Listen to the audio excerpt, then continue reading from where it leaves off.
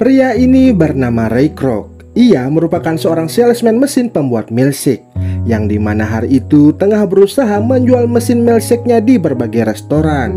Namun tak ada satupun yang mau membeli mesin tersebut. Padahal dengan mesin itu mereka bisa menyajikan milkshake dengan sangat cepat. Terkadang ia juga memesan makanan dari restoran-restoran yang ia kunjungi. Namun dari semua restoran itu memiliki pelayanan yang sangat buruk. Dari mulai penyajiannya yang cukup lama hingga pesanan yang tak sesuai dengan apa yang ia pesan. Hingga suatu hari saat Ray mendengar kabar bahwa ada salah satu restoran yang memesan mesin milkshake-nya sebanyak 6 unit. Ia tak percaya karena untuk satu mesin saja ia sangat kesulitan untuk menjualnya. Untuk memastikan, akhirnya ia mencoba menelpon restoran tersebut. Dan ternyata setelah menelpon langsung, Ray semakin dibuat bingung saat pemilik restoran yang bernama Dick menaikkan jumlah pesanan menjadi 8 unit. Karena penasaran, ia pun memutuskan untuk mengunjungi restoran yang ternyata letaknya cukup jauh, yaitu di San Bernardino, California. Sesampainya di sana, betapa terkejutnya Ray saat melihat orang-orang yang tengah sibuk mengantri. Ditambah lagi sistem penyajiannya yang sangat cepat. Saat menikmati makanannya, tiba-tiba tukang sapu yang ternyata adik dari Dick sekaligus pemilik restoran mendatanginya. Di sana Ray memperkenalkan diri sekaligus mengkonfirmasi jumlah pesanan mesinnya. Untuk menjawab rasa penasaran dari Ray, akhirnya Mac mengizinkan dia untuk melihat-lihat isi dapurnya. Ray yang semakin penasaran akhirnya mengajak dua pemilik restoran yaitu Dick dan Mac untuk makan malam sekaligus menceritakan awal mula McDonald berdiri. Di mana dulu setelah bisnis bioskop mereka bangkrut, mereka memutuskan untuk berkecimpung di bisnis makanan. Mereka membuka gerai khusus makanan hotdog di Arcadia. Tapi karena sebagian masyarakat Arcadia memiliki ekonomi yang buruk, mereka memutuskan untuk pindah ke kota San Bernardino. Dan karena tidak punya uang untuk menyewa gedung, akhirnya mereka memindahkan bangunannya dan memberi nama McDonald. Awalnya mereka mempunyai 27 menu. Namun karena terjadi banyak kesalahan seperti waktu penyajian yang lama, bahkan salah orderan, membuat McDonald merubahnya menjadi 3 menu saja, yaitu burger, french fries, dan juga milkshake. Tapi lagi dan lagi, Dick mendapatkan masalah di mana waktu penyajian yang masih belum efisien. Jadi mereka memutuskan menutup restorannya sementara untuk memperbaiki semuanya. Dan setelah sekian lama, akhirnya mereka menemukan sistem penyajian yang sangat efisien dengan waktu kurang dari 30 detik, yang mereka sebut dengan Speedy Food. Di mana orang harus mengantri dan mengambil makanannya sendiri. Namun lagi-lagi mereka mendapatkan masalah karena orang-orang tidak mau mengambil makanannya sendiri. Hingga suatu hari saat mereka mulai putus asa, ada anak kecil yang mau mengantri dan secara tidak langsung membuat pelanggan lainnya berdatangan. Malam harinya Ray memikirkan cerita kakak beradik itu. Hingga di pagi harinya Ray kembali datang ke sana untuk menawarkan pengembangan bisnis mereka dengan menjadikan McDonald sebagai waralaba terbesar di dunia. Namun mereka menolak karena mereka sudah pernah memiliki 5 McDonald di kota yang berbeda. Dan mereka kesulitan dalam quality control hingga membuat kelimanya menjadi berantakan. Dan semenjak itu mereka memutuskan untuk membuka 1 McDonald saja. Tapi semuanya terkontrol daripada 50 McDonald tapi berantakan semua. Di sana Ray sempat melihat konsep desain McDonald yang dinamai lengkungan emas oleh Dick. Dan ternyata mereka pernah merealisasikan konsep tersebut di satu kota yaitu di Phoenix. Rasa penasaran yang tinggi memaksa Ray untuk melihat secara langsung desain lengkungan emas tersebut. Begitu melihatnya, Ray merasa kagum dan berpikir bahwa bangunan tersebut memiliki potensi yang sangat tinggi. Dengan semangat membara, ia pun pulang ke rumah dan memberitahu istrinya tentang rencananya untuk berinvestasi pada restoran cepat saji yaitu McDonald. Namun ternyata sang istri tidak setuju dan malah menyuruh Ray untuk pensiun saja agar bisa meluangkan waktu lebih banyak untuknya. Alhasil percakapan mereka harus berakhir dengan pertengkaran. Keesokan harinya Ray kembali menawarkan mesin milkshake-nya di sebuah restoran. Namun lagi dan lagi ia mendapatkan penolakan. Saat perjalanan pulang, ia berkali-kali melihat bangunan gereja dan juga pengadilan yang masing-masing memiliki ciri khas tersendiri, yaitu salib dan juga bendera, yang membuat Ray menemukan sebuah ide untuk memaknai lengkungan emas itu sebagai simbol McDonald. Ray berpikir bahwa McDonald bisa menjadi sebuah gereja yang bisa memberikan santapan rohani dan jasmani bagi masyarakat Amerika. Setelah kakak beradik itu berunding, akhirnya mereka menerima tawaran Ray dengan sistem kontrak dan syarat-syarat yang sudah mereka tentukan. Dan di hari-hari berikutnya, Ray mulai mendemonstrasikan konsep McDonald ke beberapa pengusaha. Namun tak ada satupun dari mereka yang tertarik dengan ide tersebut. Hingga suatu hari ia memutuskan untuk membangun restorannya sendiri dengan meminjam dana dari bank, menggunakan sertifikat rumahnya tanpa sepengetahuan sang istri. Setelah itu ia mulai membangun McDonald pertamanya di daerah Illinois yang diawasi langsung oleh dirinya. Selama proses pembangunan, sekretarisnya memberitahu bahwa pihak McDonald tidak menyetujui adanya kerjasama dengan Coca-Cola. Ray mencoba meyakinkan mereka berdua bahwa hal itu bisa menguntungkan bagi usahanya. Namun dengan pemikiran sempit kakak beradik ini, mereka tetap menolak kerjasama tersebut. Singkat cerita, akhirnya McDonald pertamanya telah berdiri dan langsung diawasi oleh Ray. Di hari itu juga ia mendapatkan koki terbaik pertamanya yang bernama Fred Turner, yang kemudian menjadi asisten pribadinya. Di hari berikutnya, ia mencoba memperbaiki hubungannya bersama sang istri dengan mengajaknya pergi ke suatu tempat makan dan berkumpul dengan teman-temannya. Awalnya mereka terus mengejek bisnis yang dijalankan oleh Ray, namun sang istri mendukung Ray untuk menceritakan lebih detail bisnis waralabanya, yang membuat teman-teman konglomeratnya itu tertarik untuk join dengan bisnis McDonald-nya. Dalam 1 bulan ia berhasil mendirikan 3 cabang sekaligus yang membuat kedua saudara ini menjadi khawatir.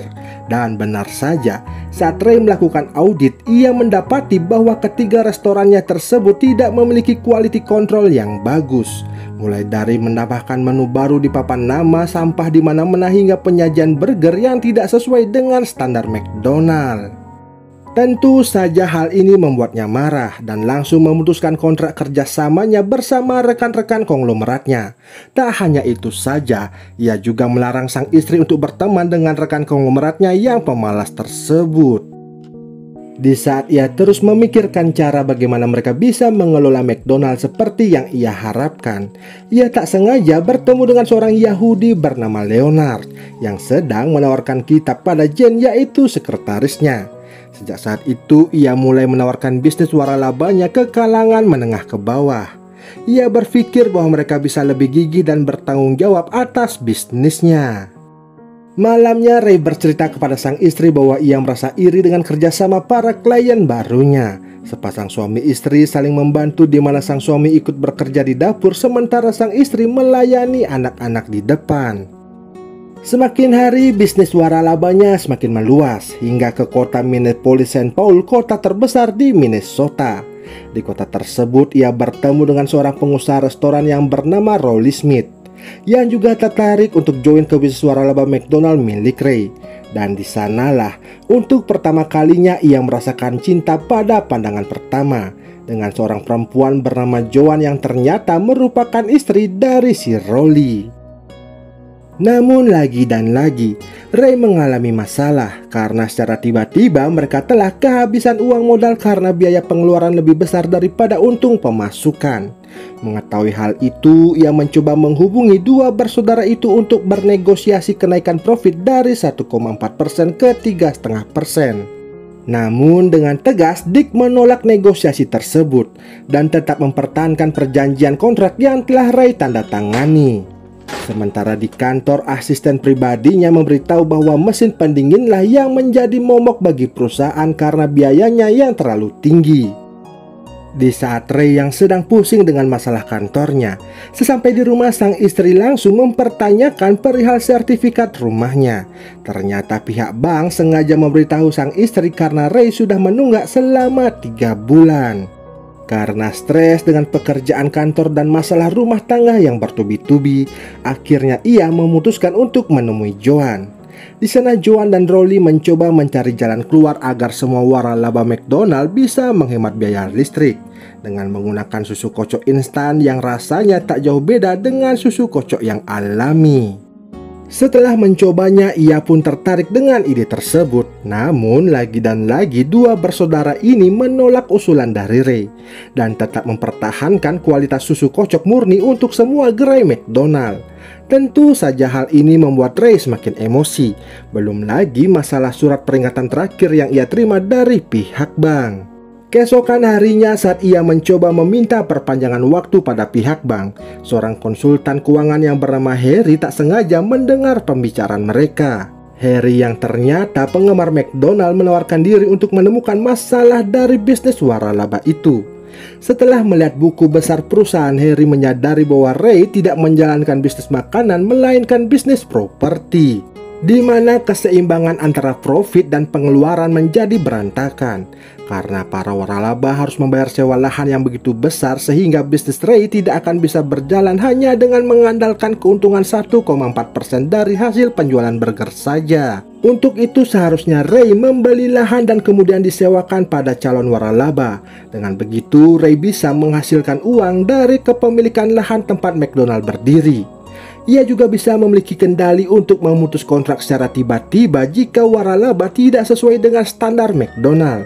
Bahkan dengan cara seperti ini, Ray juga bisa terbebas dari kendali kontrak dengan Dick dan juga Mac.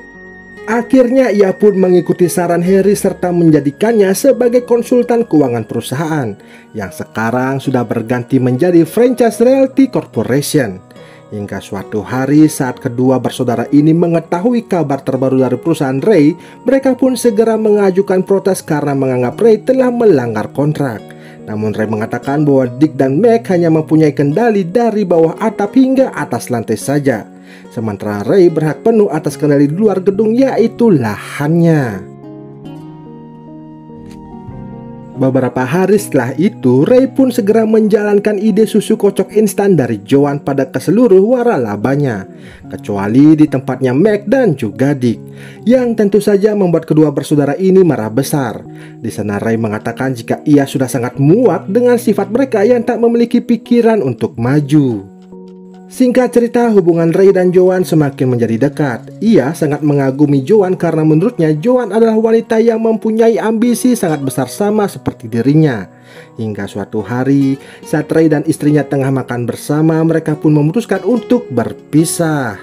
Dalam perceraiannya, Ray menyerahkan seluruh hartanya pada sang istri kecuali saham McDonald. Ia berkata bahwa ia lebih baik mati daripada kehilangan saham McDonald. Tak sampai di situ saja, Ray juga menyewa pengacara terhebat untuk menendang Mac serta Dick dari perusahaan McDonald dan kembali mengganti perusahaannya dengan nama McDonald Corporation. Tentu saja hal ini lagi dan lagi membuat kedua saudara ini marah besar dan ingin menuntut Ray atas pencurian nama perusahaan. Namun Ray menjelaskan bahwa mereka tidak mungkin bisa menang karena Ray sendiri sudah memiliki banyak gerai di 17 negara bagian yang berbeda, sementara mereka hanya memiliki satu gerai di sebuah desa. Keesokan harinya, Ray datang menjenguk Mac sekaligus memberikan sebuah cek kosong sebagai tanda bahwa Ray akan membeli penuh kepemilikan McDonald. Menyadari bahwa mereka tidak akan pernah bisa menang melawan Ray, alih-alih meneruskan kerjasama, mereka malah menawarkan harga sejumlah $1.350 juta untuk masing-masing satu kepemilikan gerai yang ada di San Bernardino dan 1% dari keuntungan perusahaan selamanya. Akhirnya Ray menyetujui semua permintaan mereka terkecuali royalti 1% dari pendapatan perusahaan. Ia berpura-pura setuju dengan berjabat tangan padahal tidak pernah tertulis di dalam kontrak sehingga tidak sah secara hukum. Di dalam toilet saat Dick bertemu dengan Ray, ia menanyakan kenapa Ray tidak mencuri ide Speedy Food-nya saja, namun justru membeli kepemilikan nama McDonald beserta dengan desainnya. Ray berkata, justru merek McDonald lah yang terpenting dan ia incar karena terdengar mewah dan logonya sangat ikonik. Setelah menyerahkan nama McDonald, akhirnya mereka berdua dilarang untuk menggunakan merek tersebut pada restorannya.